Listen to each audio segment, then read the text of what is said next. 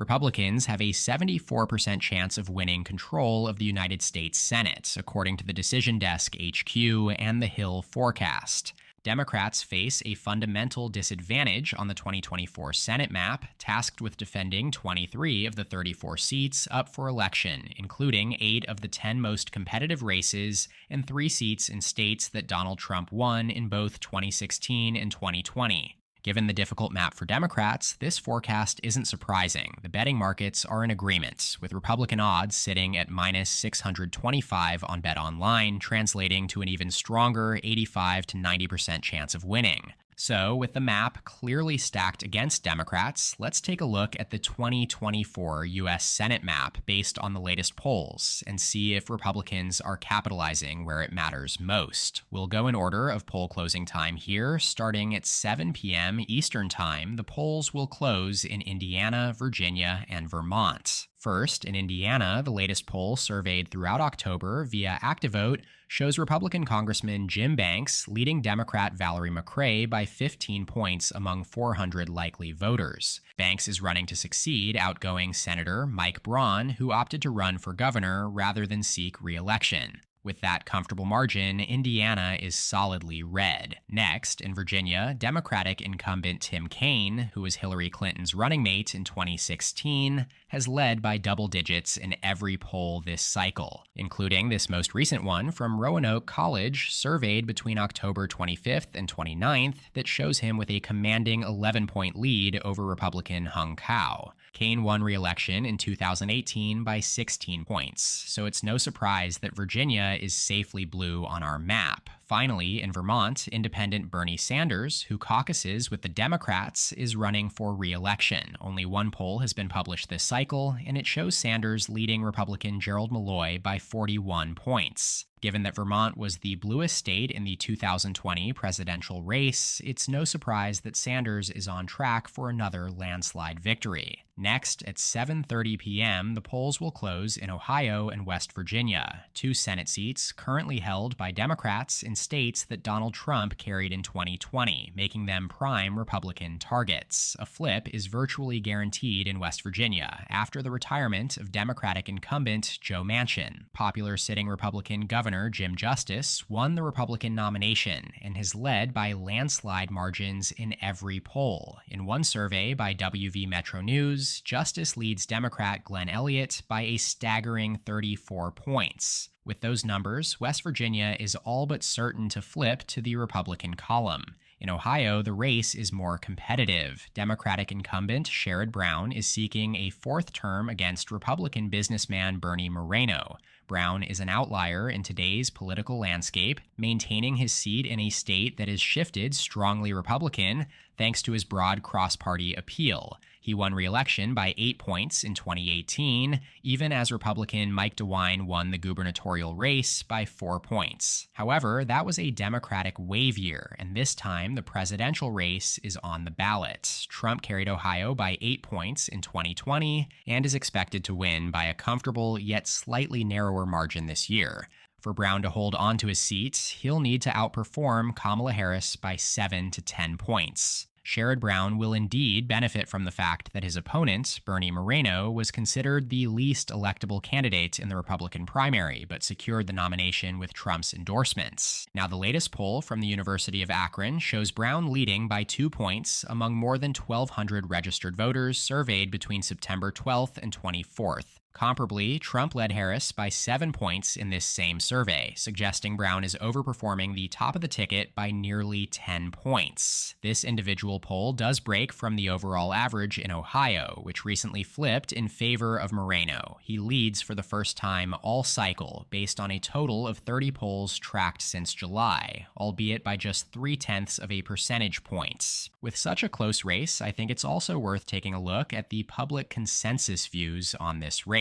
Again, according to the odds over on BetOnline, Bernie Moreno is the ever so slight favorite with his odds sitting at minus 125 compared to Brown's minus 105. So no matter who you bet on here, you're staring at a pretty minimal gain as the race is just so close at this point. I'll leave a link down below to follow these markets until polls close, as they are always changing. Back on our map, we'll place Ohio in the Tilt Democrat column based on the most recent survey. So 2 poll closing times are complete here, and Republicans are now projected to secure 40 seats, with Democrats trailing a ways behind with 31. The next closing at 8 p.m. is the largest of the night in terms of sheer volume, including almost all of the Northeast, plus a smattering of states in the South. Starting up in Maine, independent Angus King, who caucuses with Democrats like Bernie Sanders in Vermont, is up for re-election. King is one of the most popular senators in the country and leads by 26 points in the latest poll released last week, so we'll place Maine as a quasi-Democrat hold.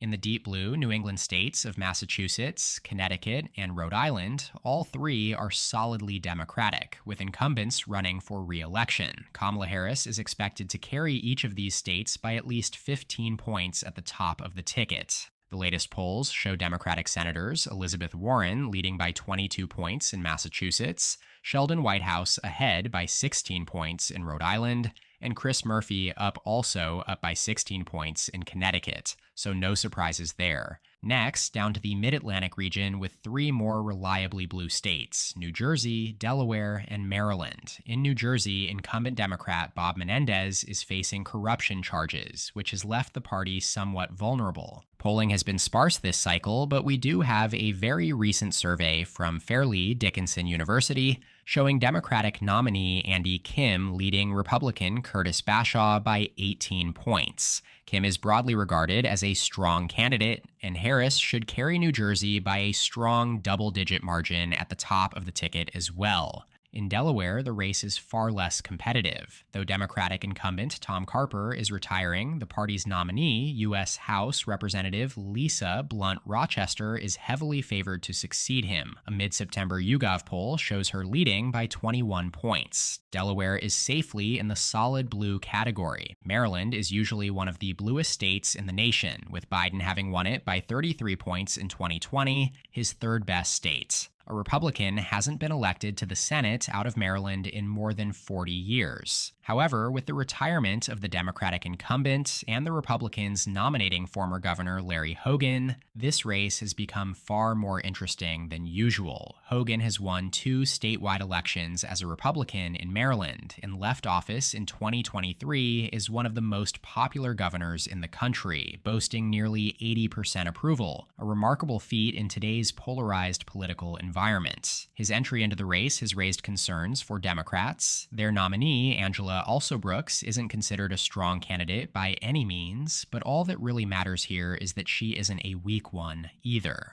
The latest poll from the University of Maryland still shows Alsobrooks leading by 12 points among exactly 1,000 likely voters surveyed from October 17th to the 22nd. Ultimately, Hogan is simply facing near impossible odds, likely needing to overperform Trump by around 30 points. Alrighty, wrapping up in the Northeast with Pennsylvania, widely regarded as the single most important battleground on the Electoral College map, Pennsylvania's Senate race has generally received less attention. Incumbent Democrat Bob Casey is one of the strongest incumbents in the nation. Since first being elected state auditor back in 1996, Casey has never lost a race by less than 9 percentage points, a remarkable feat considering how consistently competitive Pennsylvania is in statewide elections. That being said, his Republican opponent, David McCormick, has ran a strong campaign. The latest New York Times/Siena College poll, surveyed between October 25th and November 2nd, has his Casey leading by his widest margin in weeks at 5% here among 1,500 likely voters. The overall average, including 125 total polls since April of 2023, has Casey's lead down to just 2.1% now overall, compared to the near 7-point lead he had just a month ago. Back on our map, though, Pennsylvania will lean blue.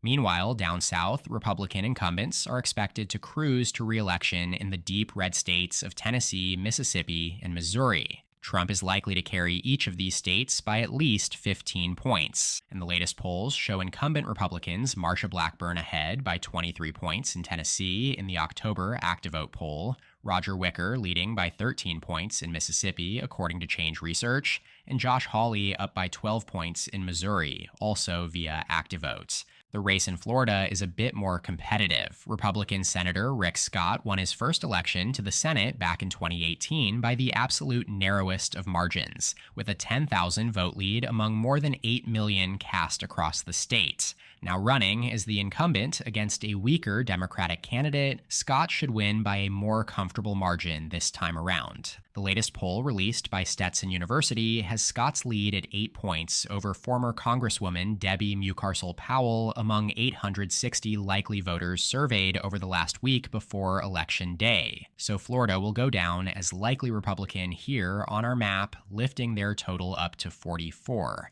That's just 6 shy of the number they need to secure a majority should Trump win the presidency, and thereby grant his vice president, J.D. Vance, the tie-breaking vote. All right, now fast forwarding to 9 o'clock, this is Battleground Central Time in my book as the polls close in New York, Michigan, Wisconsin, Minnesota, North Dakota, Wyoming, Nebraska, Texas, New Mexico, and Arizona. Starting back east in New York, the Empire State is solid blue at the federal level, with the latest poll from Signal showing the incumbent Democrat Kirsten Gillibrand leading by 19 points over former NYPD detective Mike Sapriconi among 600 likely voters surveyed on October 26th and 27th. Gillibrand most recently won re-election in 2018 by 34 points. Next, in Michigan, incumbent Democrat Debbie Stabenow is retiring, setting up the first open race for this seat since 1994, which happens to also be the last time Republicans won a Senate race in Michigan. Along with Pennsylvania and Wisconsin, Michigan is part of the core Rust Belt trio that is likely to decide the 2024 presidential race. Decision Desk HQ's latest poll average has Harris leading Trump by 0.2 of a percentage point, based on 79 polls. Now the question in the Senate race is to what extent Democratic nominee Alyssa Slotkin will outperform Harris against Republican nominee Mike Rogers, a former congressman himself.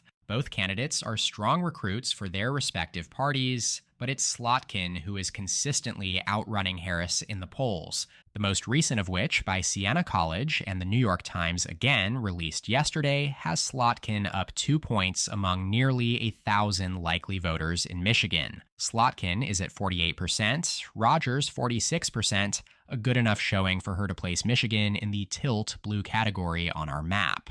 Over in Wisconsin, Democratic Senator Tammy Baldwin is running for a third term after her resounding 11-point re-election victory in 2018. Wisconsin remains a highly competitive state at the presidential level, having been decided by less than a point in both the 2016 and 2020 elections, and now shows Trump leading by an exceptionally close 0.3% on average here based on 80 polls. However, at the Senate level, Tammy Baldwin, like Slotkin and most other Senate Democrats, continues to run ahead of Harris. The latest poll from Marist College shows Baldwin leading Republican nominee Eric Hovde by 3 points, with Baldwin at 51% and Hovde at 48% among more than 1,300 likely voters. This looks better for her than the overall average, which has Baldwin's lead sitting at its narrowest point, yet here at 0.6% based on an average of 81 total surveys. And you can see here in the trendline graph how this gap has continuously narrowed over the last month or so. Nevertheless, Wisconsin joins Pennsylvania in the lean blue column.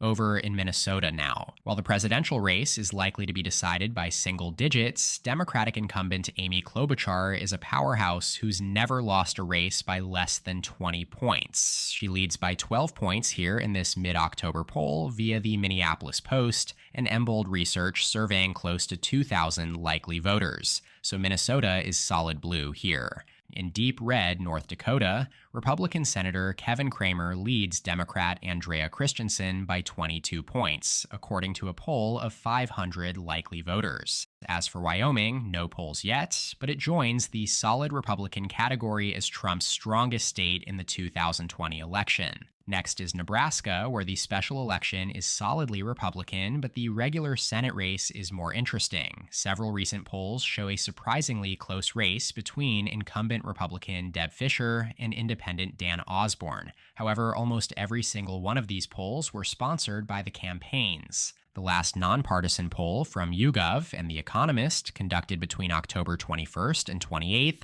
has Fisher holding a much more commanding lead over Osborne at 7 points, with a 50% vote share to 43% among 1,200 likely voters. On our map, Nebraska's regular Senate election is likely Republican.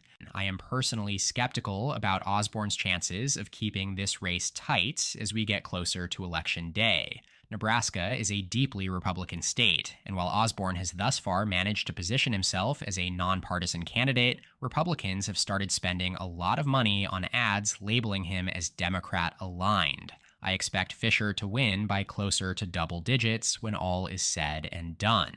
Down in Texas now, incumbent Senator Ted Cruz is running for a third term after narrowly defeating Democrat Beto O'Rourke by less than 3 percentage points in the 2018 midterms, the closest Senate contest in Texas since 1978. Cruz should face a somewhat easier race this November, largely thanks to Trump's coattails, as the former president leads Harris by more than 7 points right now, on pace to improve on his 2020 margin by 2 points. That being said, like in Florida, the Senate polls in Texas have narrowed over the past month. The latest one, conducted by Signal, shows Cruz up by just 4 points over Democratic nominee Congressman Colin Allred among 600 likely voters surveyed between October 26th and 28th. The overall average, based on 49 polls, has Cruz ahead by even narrower 3.2%, with 49.1% to Allred's 45.9%. Again, the gap has clearly shrunk in recent months, as shown on the timeline graph. On our map, though, Texas moves into the lean Republican category. Let's wrap up the 9 p.m. closing with New Mexico and then Arizona.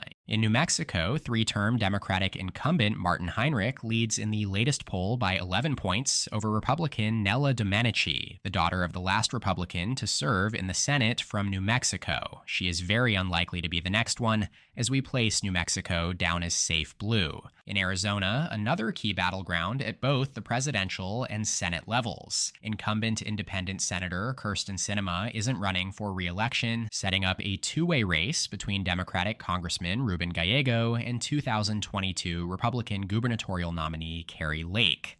Arizona was traditionally a Republican stronghold, but Democrats have won 5 consecutive major statewide races here, including each of the last 3 Senate elections. The latest poll from Mitchell Research and Communications shows Gallego leading Lake by 3 percentage points, with 50% to Lake's 47%, based on a survey of 610 likely voters between October 28th and 29th. Again, this presents a notably more competitive picture of the race than just a few short weeks ago. Gallego had consistently led by more like 5 to 6, sometimes even 7 points, but now only leads Lake in the grand average by 4.1% based on 101 polls. On our map, Arizona will go in the lean Democratic column, based on Gallego's 3-point lead, so that keeps Democrats in the fight here with just 6 states to go. At 10 o'clock, the polls will close in our final 2 competitive races, Montana and Nevada, plus the state of Utah.